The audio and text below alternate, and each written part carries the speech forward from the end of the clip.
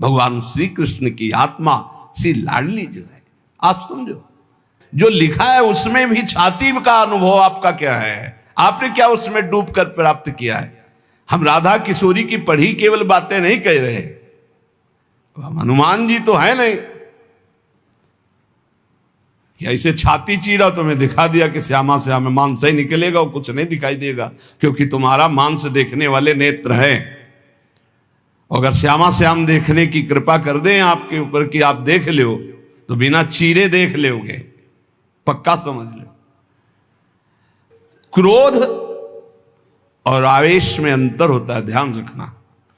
क्रोध होता है जब अपनी इच्छा के प्रतिकूल कोई बात होती है, और आवेश होता है जब धर्म और इष्ट के प्रतिकूल। जैसे भगवान शंकराचार्य जी के पास एक भैरव उपासक आया और उसने कहा कि आप तो ब्रह्म स्वरूप हैं, शरीर में राग आपका है नहीं। बोले बिल्कुल नहीं। तो बोले आपकी गर्दन उतार करके मैं भैरव सिद्धि के लिए जब कपाल स्वाहा बोलूंगा तो मैं सिद्ध हो जाऊंगा, हमारा काम बन जाएगा, आपको तो शरीर से कोई मतलब नहीं। बोले अभी उतार लो। वो तैयार हुआ तो उनका रुको, अभी सब सेवा परायण शिष्य देख लेंगे तो तुम्हें मार डालेंगे। कल 4 बजे आना, मैं गंगा स्नान करके इस वृक्ष के नीचे पीपल के ध्यानस्थ हूंगा, गर्दन उतार ले जाना। ऐसा ही हुआ। जे ही वो नजदीक आने के लिए खड्ग लेकर उद्यत हुआ, उसी समय स्वामी नरसिंहाश्रम जी को आवेश हुआ भगवान नरसिंह का, और स्नान कर रहे थे गंगा जी में, हुंकार मारी, छलांग मारकर पहुंचे और उठाकर पटक दिया, उस कपाली को फाड़ के फेंक दिया। और फिर शांत सन्यासी, फिर शांत सन्यासी। पूछा गया ऐसा, उनका मुझे कुछ पता नहीं। नरसिंह भगवान का आवेश एकदम तत्काल ऐसे, जो आवेश में वो क्रोध का नहीं होता। जब धर्म, राष्ट्र, इष्ट, इसके लिए नहीं कि साधु होकर के क्रोध करते हो, साधु होकर इष्ट की निंदा सुने, साधु होकर धर्म के विरुद्ध आचरण, शास्त्र प्रतिपादन। शास्त्र का स्वरूप क्या है? श्रद्धा, विश्वास, धर्म, इनकी स्थापना करना, इनकी भावनाओं को पुष्ट करके भगवत अनुराग में डुबोना। भगवत अनुराग में वाणी को बहुत ही संभाल करके, यहां समझना, इसलिए बोले भगवान शिव कह रहे हैं केचिद वदंति तस्यांशम ब्रह्म चिद्रूप मद्वयम। उपनिषद में जिस ब्रह्म तत्व का वर्णन है वो इन बिहारी जी के एक अंश से है। तद्दशांशम महाविष्णु प्रवदंति मनीषिणः। मनीषी लोग जो शास्त्र के ज्ञाता जन हैं वो कहते हैं कि वृंदावन बिहारी श्री लालजू के 10 अंश से महाविष्णु का अवतार हुआ। तद्दशांशम महाविष्णु प्रवदंति मनीषिणा, ये पद्म पुराण पाताल खंड।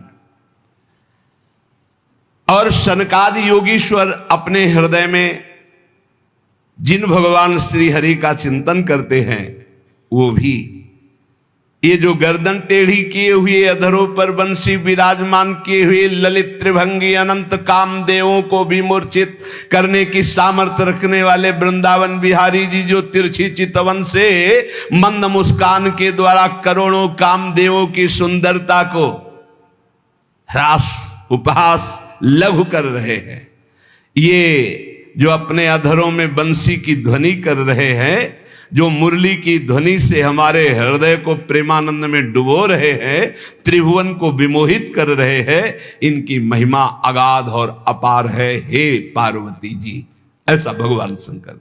हे देवी, जिनके नखचंद्र किरणों की महिमा का वेद अंत नहीं पा सकते हैं, तो वेद प्रतिपादित धर्म में चलने वाले ब्रह्म ऋषि कैसे पा सकते हैं? उन्हीं भगवान श्री कृष्ण के संबंध में कुछ और बता रहा हूं, तुम सुनो और सुनकर मुदित, आनंदित हो।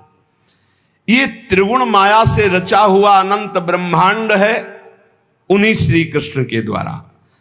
उन्हीं श्री कृष्ण के द्वारा ब्रह्मा, विष्णु और मैं महेश्वर प्रकट हुआ हूं। जितने भी देवता, दैवी शक्तियां, सब उनके करोड़वें अंश से उत्पन्न हैं। सृष्टि, स्थिति और संहार की शक्ति युक्त से ब्रह्मादि देवता ये सब उन्हीं महान बिहारी जी के वैभव हैं, प्रभु के वैभव हैं, श्री कृष्ण के। श्री कृष्ण रूप का जो करोड़वां अंश है, उसका जो करोड़वां अंश है, उससे कामदेव उत्पन्न हुआ जो पूरी सृष्टि को नचाए दे रहा है। सोचो, श्री कृष्ण के करोड़वें अंश के एक अंश के करोड़वें अंश से कामदेव प्रकट होकर पूरी सृष्टि को नचाए दे रहा है। वो श्री कृष्ण कितने सुंदर हैं। वो ब्रह्मांड में स्थित होते हुए किसको नहीं मोहित कर सकते। ऐसे श्री कृष्ण के श्री विग्रह की शोभामयी जो कांति है, उसके करोड़वें अंश से यह चंद्रमा और सूर्य का प्रकाश होता है। ऐसे तो तेजोमय हैं वो, ऐसे सुंदर है कि करोड़वें अंश के एक अंश से करोड़वें अंश में कामदेव का प्रादुर्भाव हुआ। श्री कृष्ण के प्रकाश के करोड़वें अंश से एक सूर्य, ऐसे परमानंद में रसामृत परिपूर्ण श्री वृंदावन बिहारी की महिमा का कौन पार पा सकता है। हे देवी, परम आनंद, परम चैतन्यता, विश्व ज्योति, ब्रह्मबोध, ये सब इन्हीं से प्राप्त होता है, इन्हीं से प्राप्त होता है। इनके श्री चरण कमल युगल नख रूपी चंद्रकांति मणि से निकलने वाली जो प्रभा, उसी तेजो ज्योति में पूर्ण ब्रह्म में लीन बताया गया है। और ऐसे विश्व को मोहित करने वाले मदन मोहन, जिनके करोड़वें अंश में सब सूर्य चंद्र काम आदि देवी शक्तियां, इनको श्री राधा जी अपने अधीन किए हैं, इसलिए इनकी प्राण वल्लभा है। यही श्री कृष्ण में शक्ति संचार करके आद्या शक्ति मूल प्रकृति होकर अनंत ब्रह्मांडों का क्षण मात्र में सृजन कर देती है। देवी जैसे उनके अंश से मैं हूं, ऐसे श्री राधा के करोड़वें अंश से आप सब शक्तियों का, देवियों का प्रादुर्भाव हुआ। इसलिए सर्वोपरि राधा पद रज स्पर्श, महादेव जी, सर्वोपरि राधा पद रज स्पर्श, ऐसे स्पर्श से ऐसे महामाधुर्य सिंधु श्री कृष्ण का रसास्वादन होता है।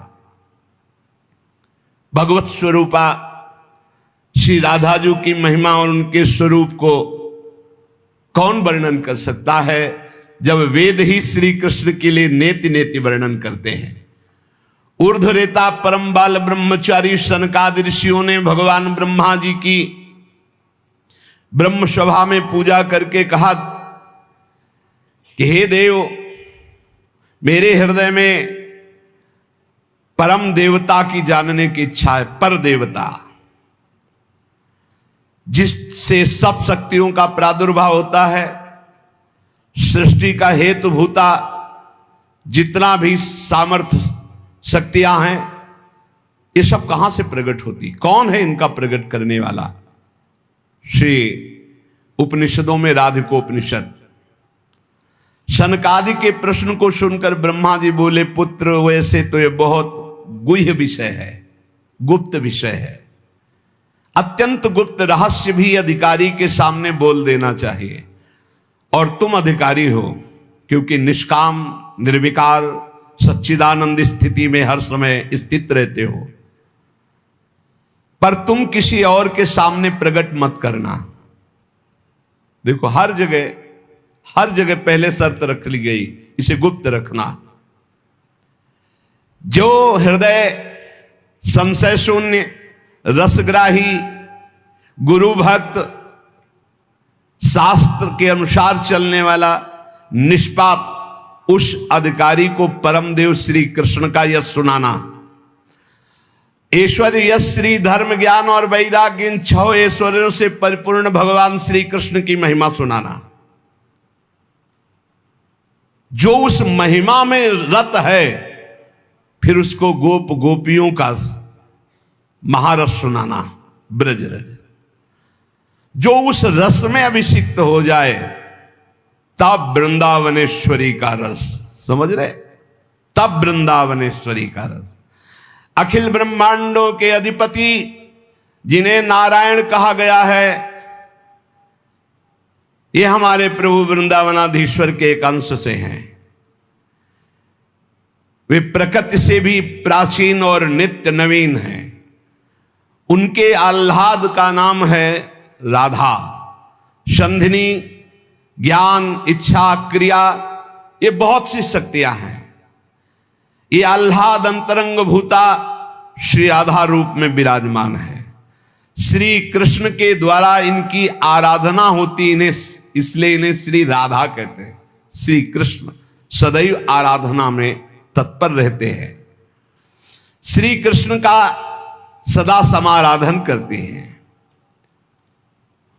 ये गांधर्वा जितनी श्री कृष्ण पटरानियां द्वारिकाधीश के हैं, ये सब इनके अंश से प्रकट हुई हैं। श्री राधा और रस सागर श्री लालजू, ये एक प्राण, एक मन, दो तन, एक रुचि, एक स्वभाव, एक वय, लीला के लिए दो बने हुए हैं। ये मैं बहुत गुप्त बात बता रहा हूं। ये जनसाधारण को, मूर्तम और महामूर्खों को कभी भी इसका श्रवण मत कराना। जो राधा किशोरी के इन 28 नामों का जप कर ले तो विश्व की कोई भी ऐसी कामना नहीं जो पूर्ण ना हो जाए।